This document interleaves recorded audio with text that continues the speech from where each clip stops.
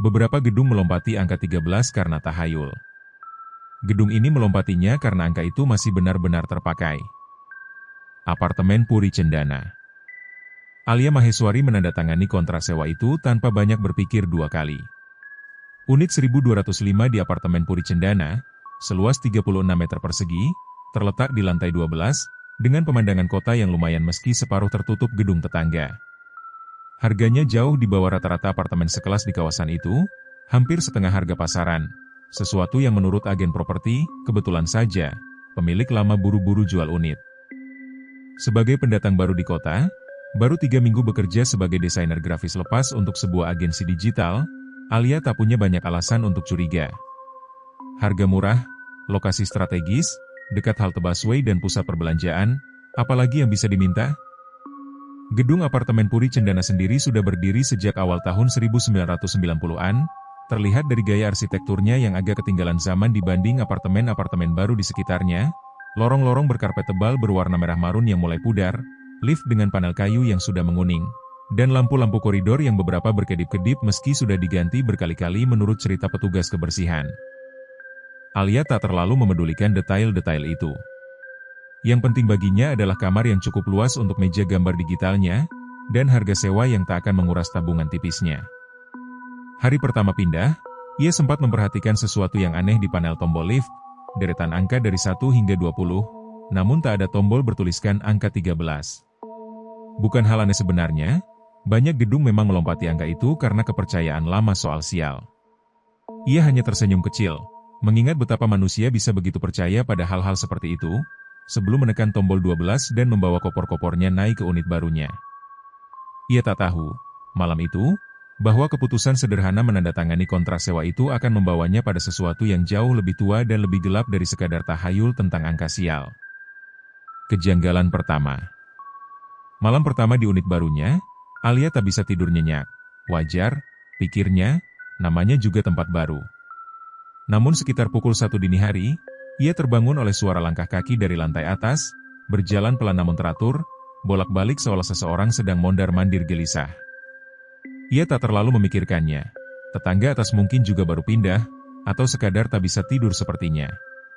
Namun keesokan paginya, saat ia bertanya pada resepsionis lobi soal unit tepat di atas unit 1205, jawaban yang ia terima membuatnya mengernyit bingung. Di atas ibu itu lantai 14, Bu. Unit 1450 sejak lama. Enggak ada penghuni, jawab resepsionis itu, seorang wanita muda bernama Mbak Sinta, sambil sibuk mengetik di komputernya. Kosong? Tapi semalam saya dengar suara langkah kaki dari atas.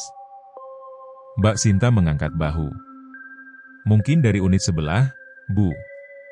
Suara suka nyasar di gedung tua begini. Jawaban itu masuk akal, dan Alia pun melupakannya. Sampai malam berikutnya, suara langkah kaki itu kembali terdengar, kali ini disertai suara seret benda berat, seperti perabotan digeser di lantai kayu. Ia mengetuk-ngetuk langit-langit kamarnya dengan gagang sapu, berharap memberi sinyal pada tetangga atas untuk lebih pelan. Suara itu berhenti seketika, namun anehnya, tak ada suara langkah kaki menjauh, seolah siapapun yang berjalan di atas sana berhenti total di tempat, seakan mendengarkan. Alia berdiri mematung di tengah kamarnya yang gelap, jantungnya berdebar tanpa alasan jelas, merasakan sesuatu yang tak bisa ia jelaskan. Perasaan sedang diperhatikan dari langit-langit kamarnya sendiri. Pak Broto. Esok siangnya, sambil menunggu makanan pesan antarnya di lobi, Alia berbincang dengan seorang satpam tua yang duduk di pos jaga dekat pintu masuk. Namanya tertera di seragam, Broto. Pak Broto sudah lama kerja di sini? Tanya Alia, sekadar basa-basi. Dari gedung ini baru berdiri, Neng. 28 tahun, jawab Pak Broto, tersenyum ramah, meski matanya yang mulai menua tampak lelah oleh sesuatu yang lebih dari sekadar usia. Berarti Bapak tahu banyak soal gedung ini, dong? Saya penghuni baru di unit 1205, kata Alia, lalu, entah kenapa terdorong rasa penasaran yang tiba-tiba muncul. Melanjutkan, Pak, kenapa ya di lift nggak ada tombol lantai 13? Wajah Pak Broto seketika berubah, senyum ramahnya memudar digantikan sesuatu yang lebih waspada. Itu memang nggak ada, Neng. Sudah dari awal begitu. Tapi kalau saya hitung dari luar, jumlah jendelanya kok kayaknya lebih banyak dari 20 lantai yang tertera. Pak Broto terdiam cukup lama, matanya melirik ke arah lift sejenak sebelum kembali menatap Alia. Neng, saran saya, jangan terlalu penasaran soal itu. Sudah banyak yang penasaran, dan gak semuanya baik akhirnya. Maksud Bapak? Sudahlah, Neng. Nikmati saja tinggal di sini. Kalau malam dengar suara aneh, jangan digubris, jangan dicari sumbernya. Itu saja pesan saya, kata Pak Broto, buru-buru berdiri dan berpura-pura sibuk memeriksa CCTV. Mengakhiri percakapan itu dengan jelas enggan melanjutkan. Alia berjalan kembali ke unitnya dengan rasa penasaran yang kini jauh lebih membara dari sebelumnya. Bu Tantri. Kesempatan untuk menggali lebih jauh datang tanpa diduga. Seorang wanita parubaya yang tinggal di unit 1207, 2 pintu dari unitnya, mengetuk pintu Alia sore itu, membawa sepiring kue sebagai sambutan telat untuk tetangga baru. Saya Tantri, sudah 25 tahun tinggal di sini, katanya ramah, memperkenalkan diri sambil menyerahkan kue. Setelah basa-basi singkat, Alia, yang masih penasaran dengan respons aneh Pak Broto, memberanikan diri bertanya lagi. Bu Tantri, Ibu tahu nggak soal lantai 13 yang hilang itu? Bu Tantri menghela napas panjang, seolah sudah menduga pertanyaan itu akan muncul cepat atau lambat. Kamu penasaran juga? Ya. Semua penghuni baru biasanya begitu. Jadi benar ada sesuatu, Bu? Dulu, waktu saya baru pindah, ada tetangga lama yang cerita, Bu Tantri menurunkan suaranya, meski tak ada orang lain di sekitar mereka.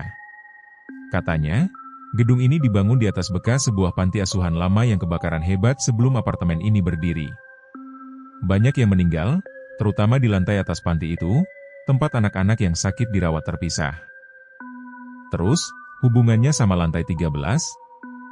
Katanya, lantai itu tepat berada di posisi yang sama dengan lantai tempat anak-anak itu meninggal dulu. Pengembang sengaja nggak bikin lantai 13 resmi, biar nggak ada yang tinggal di atas bekas kejadian itu. Tapi, Bu Tantri berhenti sejenak, wajahnya tanpa ragu melanjutkan, tapi katanya, lantai itu tetap ada. Cuma nggak kelihatan sama semua orang, dan nggak selalu ada di sana. Alia merasa bulu kuduknya meremang. Ibu pernah lihat sendiri? Bu Tantri menggeleng cepat. Enggak, dan saya nggak mau pernah lihat. Sudah 2 orang penghuni yang saya tahu menghilang dari gedung ini selama saya tinggal di sini, Nak. Dan keduanya, sama seperti kamu, tinggal di unit 1205. Insiden lift. Kata-kata Bu Tantri terus terngiang sepanjang malam itu. 2 penghuni sebelumnya di unit yang sama, menghilang. Alia mencoba menenangkan diri dengan alasan logis. Mungkin mereka pindah diam-diam. Mungkin cerita itu dibesar-besarkan seiring waktu seperti legenda urban pada umumnya. Namun 3 hari kemudian, ia mengalami sendiri sesuatu yang tak bisa lagi ia jelaskan dengan logika. Pulang kerja larut malam, Alia masuk ke dalam lift sendirian, menekan tombol 12 seperti biasa.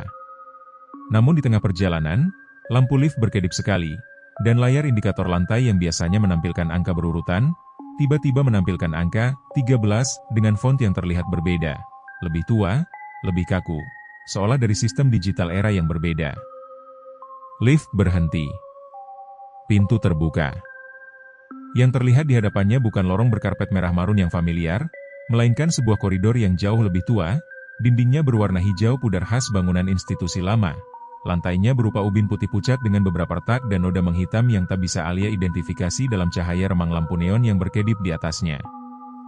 Dan di ujung koridor itu, berdiri sesosok anak kecil, mengenakan piyama rumah sakit lusuh, menatap lurus ke arah lift, ke arah Alia, tanpa berkedip. Alia membeku, napasnya tercekat. Sebelum ia sempat bereaksi lebih jauh, pintu lift menutup sendiri, dan layar indikator kembali normal, melompat langsung dari angka 11 ke 12 seolah tak terjadi apapun. Alia berdiri gemetar di sudut lift yang kini kosong dan sunyi. Satu-satunya bukti bahwa yang barusan terjadi bukan halusinasi adalah detak jantungnya yang masih berpacu liar dan keringat dingin yang membasahi sekujur tubuhnya. Penelusuran arsip. Keesokan harinya, dengan tekad untuk memahami apa yang sebenarnya terjadi, Alia menghabiskan waktu istirahat kerjanya mengunjungi perpustakaan kota, mencari arsip koran lama seputar kebakaran panti asuhan yang disebut Bu Tantri. Setelah berjam-jam menelusuri mikrofilm dan arsip digital, Ia akhirnya menemukan sebuah artikel dari sebuah koran lokal, bertanggal lebih dari 40 tahun lalu, memberitakan kebakaran hebat di panti asuhan dan perawatan anak sakit, Bakti Ibu, yang menewaskan sedikitnya 11 anak-anak dan 2 orang perawat, terjadi di lantai 3 bangunan panti yang saat itu digunakan sebagai ruang isolasi untuk anak-anak dengan penyakit menular.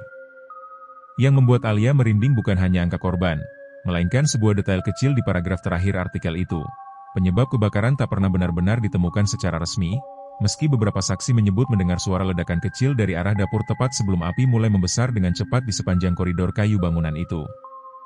Alia mencari lebih jauh, menemukan artikel-artikel lain sepanjang dekade-dekade berikutnya. Laporan singkat soal apartemen yang dibangun di lahan bekas panti itu tahun 1991, dan beberapa laporan orang hilang yang tersebar, tak terlalu menonjol, dimuat di halaman dalam koran, tentang penghuni-penghuni apartemen yang dilaporkan hilang tanpa jejak oleh keluarga mereka. Satu nama membuat jantung Alia berhenti sejenak. Seorang wanita bernama Wulandari, dilaporkan hilang 22 tahun lalu, tercatat sebagai penghuni unit 1205, unit yang sama persis dengan yang sekarang ia tempati. Catatan yang berulang. Didorong rasa penasaran yang kini bercampur ketakutan, Alia kembali ke perpustakaan keesokan harinya, kali ini secara spesifik mencari nama-nama penghuni unit 1205 yang pernah dilaporkan hilang. Yang ia temukan membuat tangannya gemetar memegang gulungan mikrofilm. Selain Wulandari, 22 tahun lalu, ada nama Ratna Puspita, dilaporkan hilang 13 tahun sebelumnya dari unit yang sama. Sebelum itu, seorang wanita bernama Dewi Anggraini, hilang sekitar 11 tahun sebelum Ratna. Pola itu terus berulang mundur ke belakang, hampir seperti jarak antar kejadian yang konsisten, sekitar 11 hingga 13 tahun sekali, sejak apartemen itu pertama kali berdiri. Yang lebih meresahkan, setiap laporan menyebutkan detail yang mengejutkan mirip satu sama lain. Perempuan muda, berusia awal 20-an, baru pindah ke kota, bekerja di bidang kreatif, dan menghilang tanpa jejak sekitar 3 hingga 4 bulan setelah mulai menyewa unit 1205. Alia menghitung cepat di kepalanya. Ia sudah tinggal hampir 2 bulan di unit itu. Dengan tangan gemetar, ia mencari foto-foto yang menyertai laporan-laporan itu, berharap menemukan petunjuk lebih jelas. Kualitas foto-foto lama itu buram, hitam putih untuk yang paling tua. Namun ada satu kesamaan yang membuat bulu kuduknya berdiri serentak. Setiap wanita dalam foto-foto itu, meski dari dekade berbeda, dengan gaya rambut dan pakaian berbeda sesuai zamannya, memiliki struktur wajah yang mengganggu familiar, seolah melihat dirinya sendiri yang mengenakan kostum berbeda-beda di setiap foto. Ia buru-buru menutup layar mikrofilm, meyakinkan diri sendiri itu hanya kebetulan, hanya efek dari foto-foto buram dan pikirannya yang terlalu lelah. Namun jauh di dalam hatinya, sebuah ketakutan yang jauh lebih dalam mulai tumbuh. Ketakutan yang bahkan tak berani ia rumuskan menjadi kata-kata. Malam terjebak. Malam itu, entah didorong keberanian atau keputusasaan untuk mendapat jawaban pasti, Alia menekan tombol lift menuju lantai 12 seperti biasa sepulang kerja. Namun kali ini, dengan sengaja, ia menekan tombol itu berulang kali dengan pola tertentu yang pernah ia baca di forum daring soal permainan lift. Urban legend yang katanya bisa membuka akses ke dimensi tersembunyi lewat lift gedung bertingkat. Ia tak sepenuhnya percaya, namun rasa penasarannya sudah melampaui rasa takutnya. Lift bergerak aneh, berhenti sebentar di lantai 4, lalu naik lagi tanpa ia tekan tombol apapun, turun ke lantai 2, lalu naik lagi terus-menerus dengan pola yang tak wajar, sebelum akhirnya berhenti total.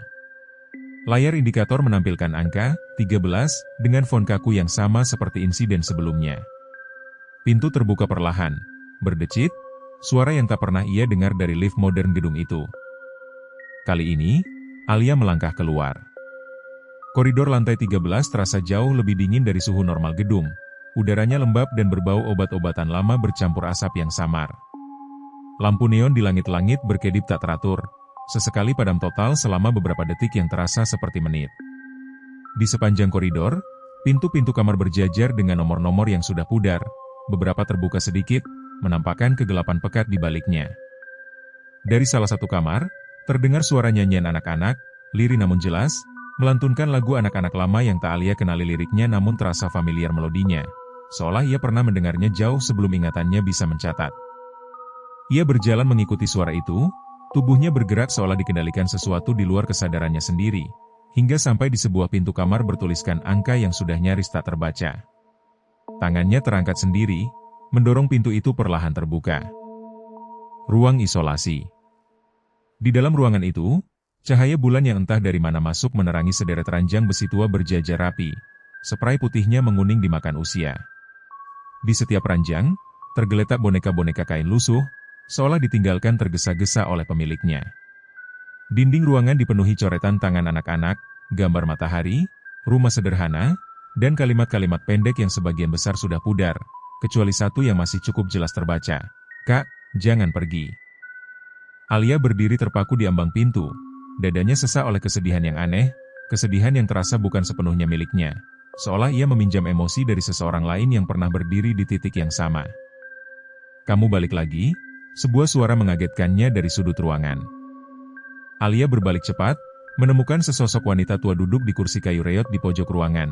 Wajahnya keriput dimakan usia yang mustahil, mengenakan seragam perawat kuno yang sudah lusuh dan berdebu. "Siapa ibu?" tanya Alia, suaranya bergetar. "Aku yang jaga anak-anak ini waktu apinya datang," jawab wanita itu, suaranya parau, matanya menerawang jauh seolah masih terjebak dalam kenangan malam kebakaran itu. "Aku nggak sempat selamatkan mereka semua. Dan sejak itu, aku nggak bisa pergi dari sini, terus coba selamatkan, terus gagal, berulang-ulang." "Ibu hantu?" bisik Alia, meski pertanyaan itu terasa konyol diucapkan, kenyataan di hadapannya jauh melampaui logika normal. "Bukan cuma aku yang terjebak di sini, Nak," lanjut wanita itu, mengabaikan pertanyaan Alia, menatapnya dengan tatapan yang campur aduk antara iba dan sesuatu yang lebih menyakitkan. "Kamu juga." "Sudah lama. Saya baru 2 bulan tinggal di apartemen ini." "Bukan 2 bulan, Nak," potong wanita itu pelan, hampir berbisik. "Sudah 22 tahun. Buku catatan di balik dinding." Alia melangkah mundur, menggeleng cepat, menolak mempercayai kalimat wanita tua itu. "Enggak mungkin. Saya ingat jelas pindah ke sini 2 bulan lalu. Saya ingat kontrak sewa saya ingat." "Ingatan bisa dibentuk ulang di tempat ini, Nak," kata wanita itu sedih. "Setiap kali kamu kembali, bangunan ini kasih kamu ingatan baru, nama baru kadang-kadang, biar kamu nggak sadar ini sudah berulang kali terjadi. Tapi bagian dari dirimu selalu coba ninggalin jejak, coba kasih tahu diri kamu sendiri di masa depan." "Jejak apa?" Wanita itu menunjuk ke arah salah satu dinding ruangan, tepat di bawah jendela yang kacanya sudah pecah sebagian. "Coba kamu cari di apartemenmu, Nak. Di balik ventilasi kamar mandi. Selalu di tempat yang sama, setiap kali." Sebelum Alia sempat bertanya lebih jauh, lampu neon di ruangan itu padam total, dan ketika menyala kembali sepersekian detik kemudian, wanita tua itu sudah lenyap, meninggalkan Alia sendirian di ruangan yang kini terasa jauh lebih dingin, jauh lebih mencekam. Ia berlari keluar ruangan, menyusuri koridor menuju lift yang entah bagaimana sudah menunggu dengan pintu terbuka, seolah tahu ia akan segera membutuhkannya. Begitu pintu tertutup, layar indikator kembali menampilkan angka normal, dan dalam hitungan detik, ia sudah kembali berdiri di depan pintu unit 1205, napasnya memburu, seluruh tubuhnya gemetar. Dengan tangan gemetar, ia berlari ke kamar mandi, membuka penutup ventilasi yang selama ini tak pernah ia perhatikan. Di baliknya, tersembunyi sebuah buku catatan kecil, sampulnya lapuk dimakan waktu, namun tulisan tangan di dalamnya, meski beberapa halaman awal sudah rusak dimakan kelembapan, sangat jelas terbaca, dan sangat familiar. Tulisan tangannya sendiri. Tulisan tangan yang sama. Dengan jantung berdebar liar, Alia membuka halaman-halaman buku catatan itu satu persatu. Tulisan di dalamnya menceritakan kisah yang identik dengan apa yang baru saja ia alami. Seorang wanita muda pindah ke unit 1205, menemukan kejanggalan lift, bertemu satpam yang memperingatkannya, bertemu tetangga yang menceritakan sejarah panti asuhan, menemukan arsip koran lama, dan akhirnya terjebak di lantai 13, bertemu perawat tua yang sama. Di halaman-halaman terakhir, sebelum tulisan itu terhenti mendadak di tengah kalimat, tertulis, "Aku nggak tahu ini sudah keberapa kali. Setiap kali aku coba ingat lebih jauh, kepalaku sakit, seolah ada sesuatu yang sengaja menghalangi. Tapi aku yakin ini bukan pertama kali aku menulis catatan seperti ini. Kalau kamu, siapapun kamu, yang mungkin adalah aku sendiri di masa depan, yang membaca ini, tolong percaya, bangunan ini nggak akan pernah melepaskan kita." Setiap beberapa tahun, Ingatan kita direset, diberi nama baru, dikirim keluar sebentar untuk hidup normal, sebelum ditarik kembali ke sini. Aku nggak tahu kenapa kita yang dipilih, atau apa hubungan kita dengan anak-anak yang meninggal di lantai itu. Yang aku tahu, satu-satunya cara supaya siklus ini nggak terus berulang adalah tulisan itu terputus begitu saja, halaman berikutnya sobek, seolah seseorang, atau sesuatu, sengaja merobeknya sebelum kalimat itu selesai ditulis. Alia duduk terpaku di lantai kamar mandinya, buku catatan itu gemetar di tangannya, air mata mengalir tanpa bisa ia bendung, menyadari sepenuhnya bahwa dirinya bukan Alia Maheswari yang baru berusia 24 tahun seperti yang selama ini ia yakini. Atau setidaknya, bukan hanya itu.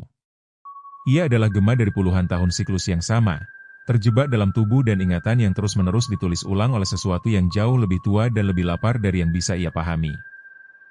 Melawan siklus. Dengan sisa keberanian yang entah dari mana datangnya, Alia memutuskan malam itu juga untuk melawan, alih-alih menyerah pada siklus yang sudah menjeratnya entah berapa kali. Ia berlari keluar unitnya, menuju lift, menekan tombol 12 berulang-ulang, berharap kali ini bisa turun ke lobi dan kabur sejauh mungkin dari gedung itu sebelum tengah malam tiba. Waktu yang menurut pola di buku catatannya selalu menjadi titik kritis siklus itu berulang. Namun lift tak kunjung bergerak turun. Layar indikator justru menampilkan angka 13 berulang kali, berkedip cepat, seolah memaksa. Panik, Alia berlari menuruni tangga darurat, melewati lantai 11, 10, 9. Namun setiap kali ia melewati pintu darurat menuju koridor lantai berikutnya untuk memastikan arah, yang terlihat di baliknya selalu koridor tua berdinding hijau pudar yang sama. Seolah seluruh gedung, bukan cuma lantai 13, sudah mulai terserap ke dalam dimensi yang sama. Ia berhenti di tengah tangga, napasnya memburu, menyadari pelarian fisik semata tak akan cukup. Teringat kalimat terakhir wanita perawat tua itu, bagian dari dirimu selalu coba ninggalin jejak. Alia menyadari mungkin jawabannya bukan soal melarikan diri, melainkan soal memutus alasan gedung itu terus memilihnya. Ia berlari kembali ke lantai 13, kali ini bukan didorong rasa penasaran, melainkan tekad. Ia menemukan ruang isolasi yang sama, wanita perawat tua yang sama menunggu, seolah sudah tahu ia akan kembali. "Kenapa harus aku terus-menerus?" tanya Alia, air matanya bercampur amarah. "Apa hubungan aku sama anak-anak yang meninggal di sini?" Wanita tua itu menatapnya lama, matanya penuh penyesalan yang teramat dalam. "Karena kamu, di kehidupan yang paling pertama, jauh sebelum apartemen ini berdiri, adalah perawat magang yang seharusnya jaga anak-anak ini malam itu. Tapi kamu pergi sebentar, dan api keburu membesar. Bukan aku yang gagal jaga mereka, nak. Kamu." Malam yang harus diulang. Alia merasa dunia di sekelilingnya runtuh mendengar tuduhan itu. "Enggak mungkin. Saya nggak pernah kerja di panti asuhan manapun." "Bukan di kehidupan yang kamu ingat sekarang, nak," potong wanita tua itu lembut, meski setiap kata terasa seperti pisau. 43 tahun lalu, malam kebakaran itu, kamu perawat magang yang seharusnya jaga ruang isolasi ini. Kamu keluar sebentar, cuma beberapa menit, buat nemuin kekasihmu yang nunggu di tangga darurat. Beberapa menit itu cukup buat suasana di ruangan luput dari pengawasan tepat saat celaka mulai terjadi di bagian lain gedung. Ingatan-ingatan asing mulai membanjiri kepala Alia, bukan miliknya, atau mungkin miliknya yang sudah lama terkubur, tersembunyi di balik puluhan siklus reset ingatan. Wajah seorang pemuda bernama Dimas yang tersenyum menunggunya di tangga darurat. Suara tawa pelan mereka berdua.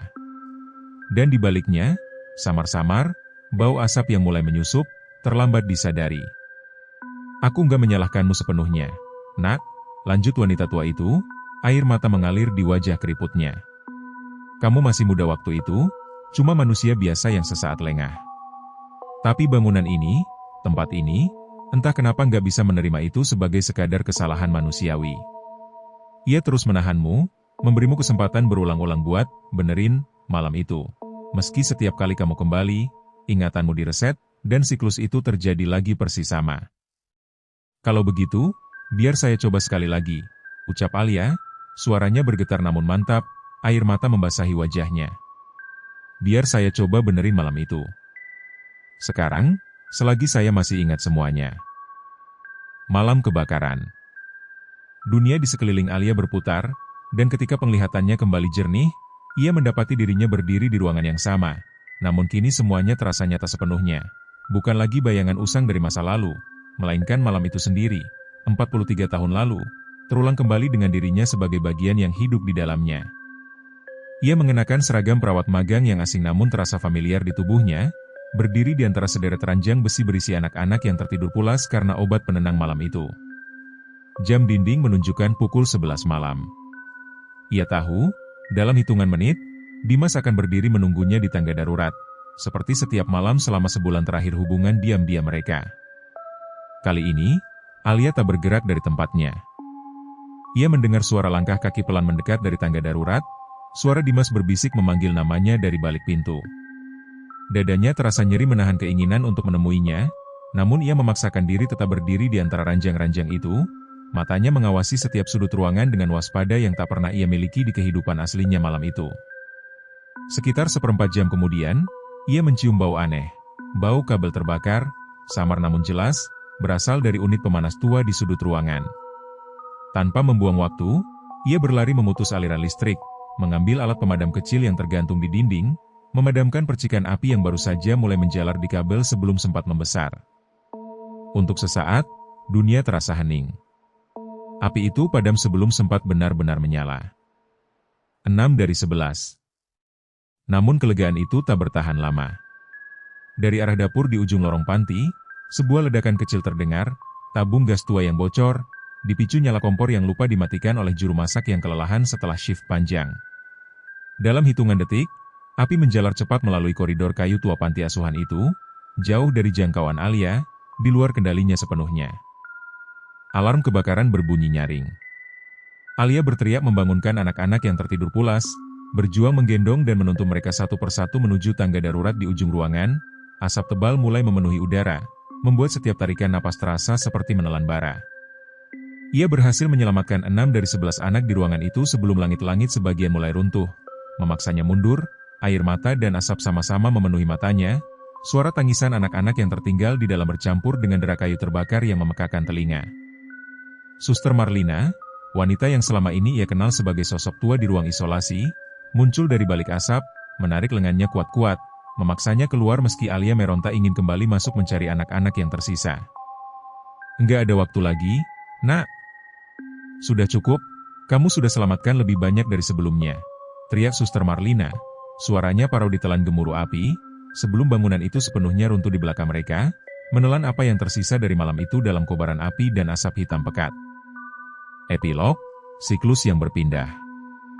Alia tersadar di lantai kamar mandinya sendiri, matahari pagi sudah menerobos masuk lewat jendela kamar. Buku catatan lusuh masih tergenggam di tangannya, namun kini halaman-halamannya kosong sepenuhnya, seolah tulisan yang pernah ada di sana ikut lenyap bersama malam yang baru saja ia lalui. Ia tak sepenuhnya yakin apa yang nyata dan apa yang mimpi, namun ingatan tentang malam kebakaran itu, asap, teriakan, wajah anak-anak yang berhasil dan tak berhasil ia selamatkan, terasa terlalu jelas, terlalu menyakitkan, untuk sekadar dianggap ilusi. Hari itu juga, tanpa pikir panjang, Alia mengemasi seluruh barangnya, membatalkan sisa kontrak sewanya meski harus kehilangan uang jaminan, dan meninggalkan apartemen Puri Cendana untuk selamanya. Di lobi, Pak Broto menatapnya dengan tatapan yang sulit diartikan, campuran lega dan sesuatu yang lebih dalam, seolah tahu persis apa yang baru saja terjadi tanpa perlu penjelasan apapun. Hati-hati di jalan, Neng, ucapnya pelan, lalu menambahkan, nyaris berbisik, syukurlah kali ini selesai juga. Alia tak sempat bertanya lebih jauh apa maksud kalimat itu. Ia hanya ingin pergi sejauh mungkin, membawa kenangan yang kini sepenuhnya miliknya sendiri, kenangan tentang kesalahan, tentang penyesalan, dan tentang malam panjang di mana ia akhirnya, meski tak sempurna, berusaha memperbaikinya. 3 hari kemudian, seorang wanita muda lain, baru saja pindah ke kota untuk pekerjaan barunya, menandatangani kontrak sewa unit 1205 di apartemen Puri Cendana tanpa banyak berpikir 2 kali. Harganya jauh di bawah rata-rata. Sesuatu yang menurut agen properti, kebetulan saja, penyewa lama tiba-tiba pindah mendadak. Ia tak tahu apapun tentang sejarah gedung itu. Ia juga tak tahu, jauh di dalam hatinya, tersimpan rapi sebuah rahasia kecil yang bahkan ia sendiri belum sepenuhnya sadari. Sebuah kesalahan lama, sebuah rasa bersalah yang terkubur dalam-dalam, menunggu waktu yang tepat untuk ditemukan kembali oleh bangunan yang tahu persis bagaimana caranya memilih.